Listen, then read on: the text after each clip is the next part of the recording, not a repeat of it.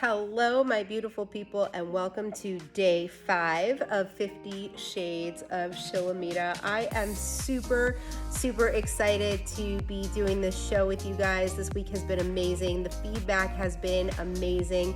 Thank you so much for those of you that have been reaching out and sharing the show. I am so grateful for you. I'm so grateful for you sharing the love, and I am super excited for all of the shows to come. So today my show is called In the Blink of an Eye, and I really want to break down the events of what's happened for me this week and to tie it into all of life, because I know that we all deal with all kinds of different things, and in the blink of an eye anything can change, and we don't really think about that. We think that we are invincible. We fill our schedules to the rim, and we don't hold space to allow for anything else to come in, and eventually what happens is the universe just starts to derail us, and we think that, oh, why is this happening to me? Why did this happen? Why does this have to happen? And we start asking all of these questions instead of knowing and understanding that this is just a part of the path that we're on, and this is happening for a reason. Everything happens for a reason. And I really understand that at this point in my life. So for those of you that are new to my world, I am in a relationship. I am engaged to the most wonderful man in the whole wide world. We have been together for 11 and a half years. We met in 2011. He had 2 children prior to me. I had 1 child prior to him. And then we had 2 children together, 5 boys. And he is the strongest individual I have ever known. In the 11 years that we have been together, I can probably count on one hand, maybe 2, the amount of sick days he's ever taken. The guy has a fever. He will go to work. It doesn't matter. He just keeps going. And so this week on Monday evening, he wasn't feeling so good. He was complaining that he was in a little bit of pain. And on Tuesday morning, he woke me up and he said, I need help. And I knew that it was serious because we don't wake me when I'm sleeping. I'm not the best being awoken out of rest. So I knew that something was wrong and that he needed immediate attention. And I'm also a holistic healer.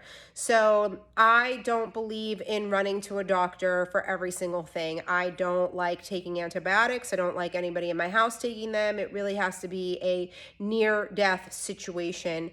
And on Monday, if you would have asked me to fit one more thing into my day on Tuesday, the answer would have been absolutely not, because I was literally booked by the minute, on the hour, every hour, and there was just no time and space for anything else until you're forced into it. So my hopes by sharing this with you is to really start enjoying life and enjoying life in the now.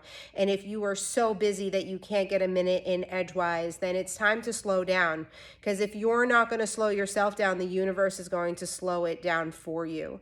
So we ended up going to the hospital. On the way to the hospital, I broke some laws and I ran some red lights, and he was just in such agonizing pain and asked me to do it, and I couldn't help it. And we'll talk about rights and wrongs on another podcast, but I have my own opinions on that. When we got to the hospital, I actually had to lie. And I talked about this with him in the car before we even got to the hospital, because we are not vaccinated. And I know from an experience with my mom being in the hospital and from friends and acquaintances that have had hospital experiences that when you say no to that question, it becomes a really big problem, because you don't know who's standing in front of you and who is going to create a problem for you. So when we entered the ER, one of the ER nurses was amazing, and she said that he was presenting with kidney stones, which made me feel so calm and so at ease, because I'm like, okay, kidney stone is painful, but it passes. There's no surgery involved. The reason why I took him to the hospital was because he was presenting with appendicitis, and I thought that he might need surgery. So the poor man is puking, and as he's puking, the nurse that's taking his vitals is asking him to put his mask on, And it took everything I had not to lose it on her and just be like, what the hell is wrong with you? Like, the man is puking right now and he's presenting with kidney stones. This is not COVID, right?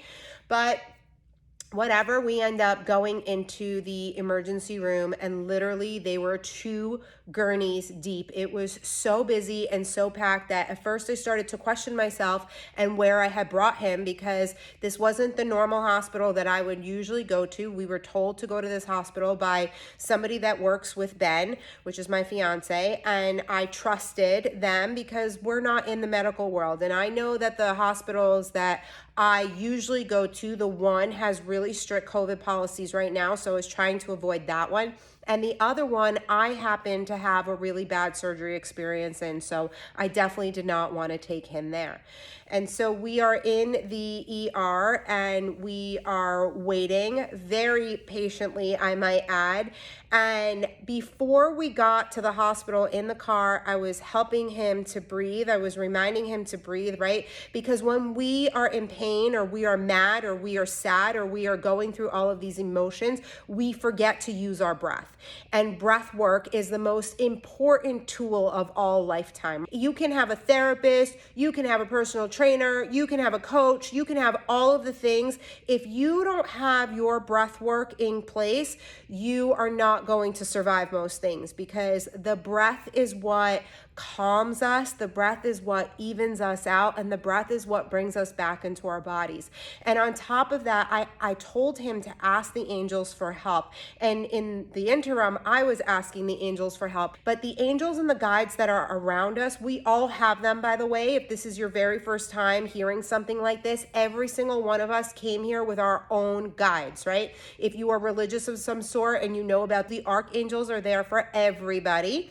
But then there's the guides that are there for us personally. And so depending on your work in the world, that's how many guides you have, right? So if you're meant to work with a lot of people, you're going to have more guides by your side. If you're not meant to work with a lot of people, you're going to have less guides by your side. It makes sense, right? If you're going to be around a lot of energy, you need more guidance and protection. But the thing with the guides and the angels is that they don't intervene unless you ask them to intervene, right? So you might be going through some of the most difficult things in your life and you don't even think to call upon them because you've never had that practice. And what it is, it becomes a practice, right? What I've started doing is in the morning, I started being grateful. I'm grateful that I woke up for the day. I am grateful to God, to the universe. I'm grateful to the angels. And sometimes I will ask the angels to be with me for the day and to help me and to guide me and to be there, basically. And so I told Ben to ask for guidance, and if there was ever an experience that I could have manifested, it couldn't have been more perfect than this one. The ER doctor was amazing. Then the next doctor that came in was even more amazing. They pushed us through for everything. And I'm telling you, that place was a disaster. And they figured out that he had a kidney stone, which was great. But while they figured out that he had a kidney stone, they also figured out that he had a mass on his other kidney. And the way that the news was delivered, I could see on their faces that it was not good. And while nobody used the C word, that's not COVID, it just was very obvious and apparent to me, the news that we were receiving. And so she was about to discharge us, and then she asked us if we wanted a referral to a urologist, which we said yes to. And then she said there's 2 that I would recommend in this hospital, 1 that I would allow for my family members to work with. And would you like to see him if he is here? And so we said yes immediately, because I don't know if you guys know, but in the United States right now, if you have to use your insurance to get, say, an MRI or a CAT scan or any kind of thing, it is not easy. You can wait months before you are able to get into somebody. And if you are in pain or you are in a dire situation, sometimes you don't have months. Like back in November, I had a back flare up, and I am so against testing because, first of all, I think that every time you test, they find something, and a lot of time the findings don't necessarily correlate to the pain that you're in. I ended up paying $350 out of pocket to go get an MRI because it would have taken weeks in order for my insurance to first approve me and then for me to get an appointment that would even take my insurance. When she offered, we said yes because it was just easier that if he needed any other kind of testing, we were already there and they were capable of doing that testing. Well, lucky for us, they sent down an incredible urologist who had a team of residents with them, and he was so thorough with explaining everything that was happening. And he drew us a diagram and he said, if ever there was a time to have a tumor or a growth or a mass, this is the best case scenario because the mass itself did not grow onto the kidney. The mass was growing outside of the kidney. So had the mass been growing onto the kidney, we would have had to remove a big portion of the kidney, but because the mass was growing outside of the kidney, this was very good news. It also had not spread to any other organ, which was again really good news. So it was one good news after the other in like a situation that wasn't the best. We asked what the worst case scenario was, and we are treating you as though it is the worst case scenario, which is cancer. If it is cancer, then the treatment for it would be to remove the mass. And the good news is that there's no chemo radiation that has to come with it. So if there was ever amazing news, especially for a holistic healer, it's that there would be no chemo and no radiation that had to follow for this situation. And Ben, as the incredible guy that he is, a big jokester, his only concern was whether or not we were going to be having sex and how quickly and how that would happen. And so we had everybody there laughing, and we left the hospital and I went on with my day. We happened to leave there by 1:30. He had told me that he will probably not be going to work. That's the guy that I'm with who will actually consider going to work after he's been given a shot of morphine and has been in so much pain. And so I dropped them off at home and I went and I continued on with my day. I went to Pilates. I got a blowout. Now, in any normal, and I say that in quotation, situation, somebody who would have experienced the conversation that we had just experienced, it could have sent them down a rabbit hole of negative emotions, tears and doomsday scenarios and all of the things. And I just kept reminding myself that this is just a moment in time, that this is a very big test in my life, and that everything was going to be okay. And I kept repeating to myself that everything was going to be okay, that I'm okay, that he is okay, and everything is going to be okay. And as I continued on throughout my day, it took a while for me to process all of the emotions of the day. And I mentioned in another podcast that I have sobered up in the month and a half. Today is actually day 42 that I have not been drinking. I did have a mishap on 4th of July where I drank. But in these 42 days, I've also been trying to not smoke pot. After I recorded my first episode here, maybe a couple of other episodes or commercials, I had such a fulfilling day that I was like, you know what? I want to take a couple of hits. And that night I got so creative and I started creating reels and stuff. And I realized that I'm not ready to cut marijuana out of my life completely because it does really good things for me. Number one, it makes me kinder and nicer. It makes me more compassionate.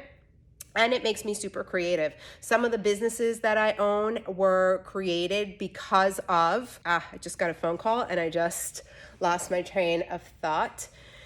Some of my most creative ideas came in because of smoking marijuana. So I feel like there is a time and a place for everything, but I had gotten to a point where I was smoking all day long that I didn't even feel like I was getting high, which is why I decided to stop doing that. But now in hindsight, I realize why I needed to be sober at this moment in time. Number one, because I stopped drinking, it forced him to stop drinking because we do things together. We are very aligned in who we are and how we are as a couple and who we are as individuals. And while I stopped drinking, he decided to do a water fast 2 days after his water fast, he decided to start drinking, which is probably what initiated the stone to drop to begin with. And at first I was like, oh, I can't believe this. But in the end, it was such a blessing. And it was a blessing the way that it was manifesting, because it led us to the hospital, which I would have avoided at all costs. And it led us to getting that CAT scan. So I am a true believer that everything happens for a reason. It's not happening to me. It's happening for me because of the place that I'm going to. And so that night when I decided to smoke pot, I went into doomsday scenarios, and the worst case scenarios started to pop up for me. And I needed to process all of that. And I realized that drinking and smoking pot actually helps me to feel. People say that they drink and they smoke in order to not feel. For me, I actually feel like I have the opposite effect. I feel that I really feel when I'm under the influence. And so that night I started to have a lot of synchronicities. And when Ben and I were first together, he is 15 years older than me, sometimes 14 years, depending on the time of the year. I guess it's 14 and a half. And when we were first together, I had several people tell me that I had daddy issues and that there was something wrong with the situation because he was so much older than me. I was 31 years old. It wasn't like I was a baby dating a man that was 14, 15 years older than me. Back then, I would have never thought that I would have dated someone that much older than me, but age is a number, right? Age is a number in most cases, and it's really about how you feel. And so the set in that happened for me that night is that my father passed away when he was 57 years old, and Ben happens to be 57 years old. And when he turned 57 this year, I definitely had that download that this was dangerously close. And I realized that in my 11 and a half years with him, that I was not always able to love him as deeply and as completely as I do now, because I always had a fear that he was going to leave me. Now, I've said this on other shows that my dad was diagnosed with leukemia when I was 17 years old, and then my mom ended up getting breast cancer 3 times in my 20s. So for me, the evidence in my life shows that adults get sick and they die. And so in my relationship, because Ben was so much older than me, I had a different level of respect for him. And there was always this feeling that he was going to leave me. First, because of the way that our relationship started, and then because of the age factor.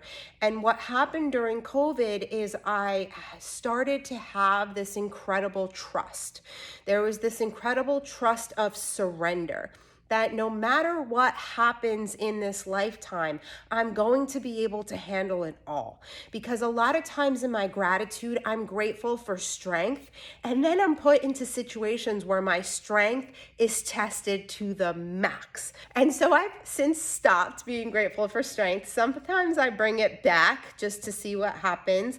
But in this sobriety that I have been living in, it's like my strength has been tested to an extreme.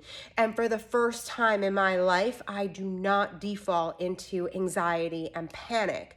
I'm actually able to stay calm and composed and not go into doomsday. And so when I smoke and I go into doomsday, I have to look at that and say, okay, if I'm having a bad day, is this something that I want to bring into the day? Maybe I only reserve this for days where I'm feeling good, or like that day where I finished recording and I'm like, okay, now I'm ready. I'm ready to relax and have this moment, which then turned me really creative, and I created a really funny reel, and I'm not the best reel creator, so I'm proud of that.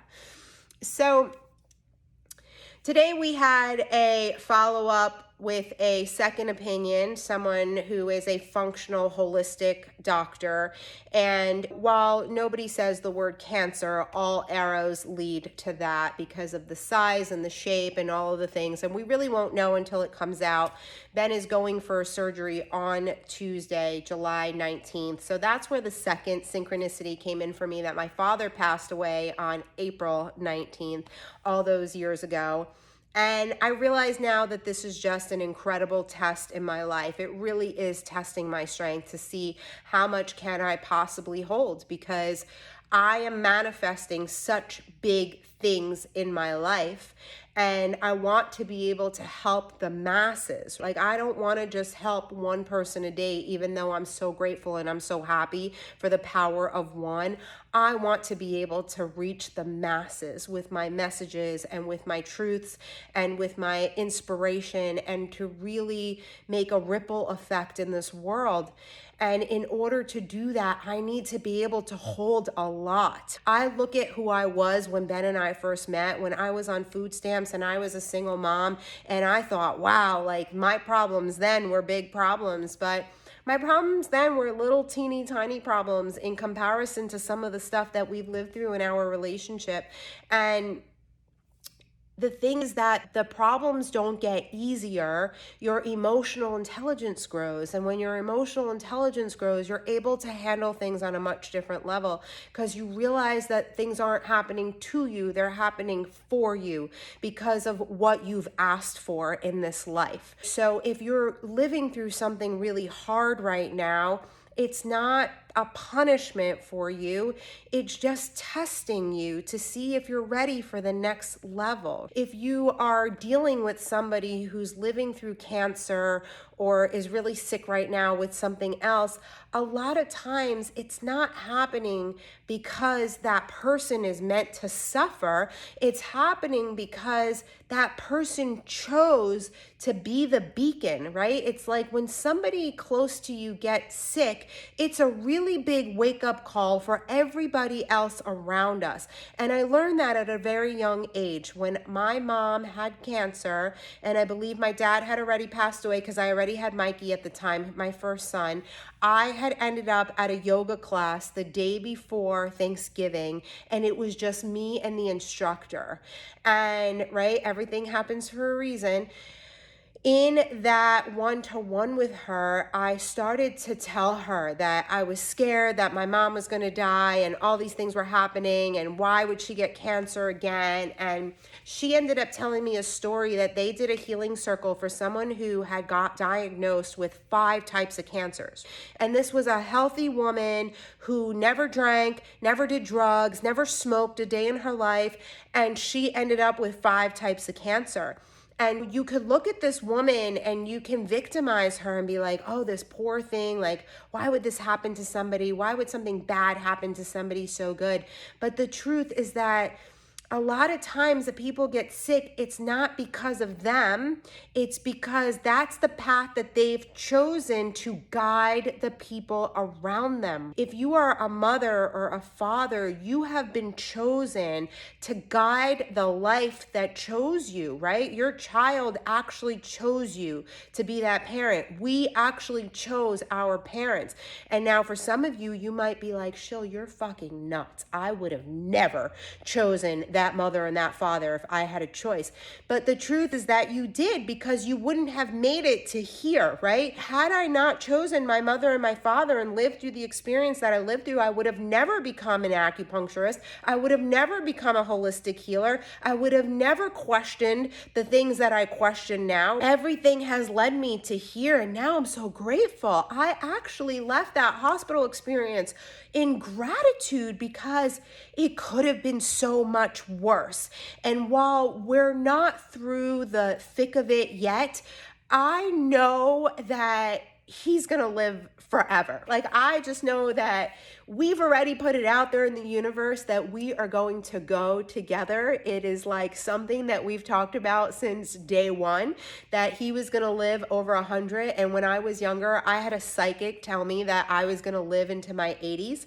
So I was like, perfect, if you're gonna live to 100 and I'm only supposed to live into my mid 80s, that's perfect. And so I have always said to him, and he has always agreed, we have energetically put this out into the universe, that we are going to die holding hands after we have sex, and it is just going to be a happy, beautiful moment. And I live in that story because I believe it to be true. And I don't feel like this can be the end of the road for us because we're just getting started. We're just getting married on 11/11/22. We've been together 11 years. I met in 2011, so divine timing. We literally just decided this, and it's just going to be perfect. It really is, because we deserve it. And we have worked so hard to get to this point, and our love has grown and it's flourished, and we've overcome so many things in this lifetime together, and we're really good human beings. And when people ask me how I'm so confident, my confidence comes from the love that I receive from him and from my children, and knowing that I'm living my divine purpose in this life. And I strive to be the best version of me every single day. I really truly do. And so if you are listening to this and I've ever hurt you or you've gotten in my wrath, I'm not perfect, right? Like, I've made mistakes in my life that I'm not proud of, and that I would go and take back in a heartbeat now, knowing what I know and being as enlightened as I am.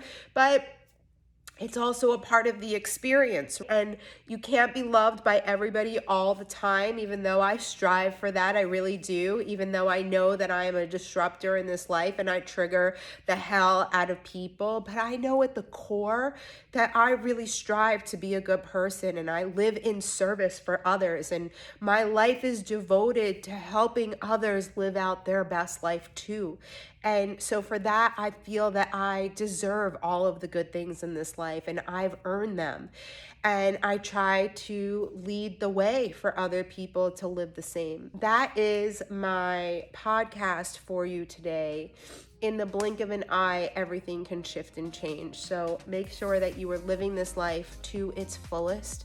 Make sure that you are happy. Make sure that you are not living your days in and out, in a bad relationship, at a job that you're miserable at, putting yourself in situations that you hate, right? Life is so short. Even if you get to live to 100, it's short. It goes by so fast, right? Like, in a blink of an eye, this whole entire life goes by. And we really want to be able to savor that. And when you're on your deathbed and you look back at your life, I don't want you to live with regrets. I want you to know that you've lived your life all the way through, fully and completely. And it starts now. It starts with a message like this. Don't let it get to a point where you're backed into a corner because you get that bad diagnosis, or someone that you love gets that bad diagnosis, or like in a heartbeat, someone that you counted on is not there anymore, because that can happen at any time. We're just not guaranteed anything, and we're living through the biggest genocide of all time right now, and people are dropping like flies, and we just have to be aware and be conscious and be true to ourselves. And that's when the confidence comes in, right? When you love yourself and you're loved by another human being, and you can quiet out the rest of the world and know that you're living in your true essence, that's when the magic happens. I love you so much. I'm so grateful for you. I'm grateful that you listened to this. I'm grateful that you held space for my tears today, because I needed to release a little bit of emotion. And thank you for sharing. Thank you for rating. Thank you for telling somebody about me that may not know about me. And I will see you guys soon. I love you.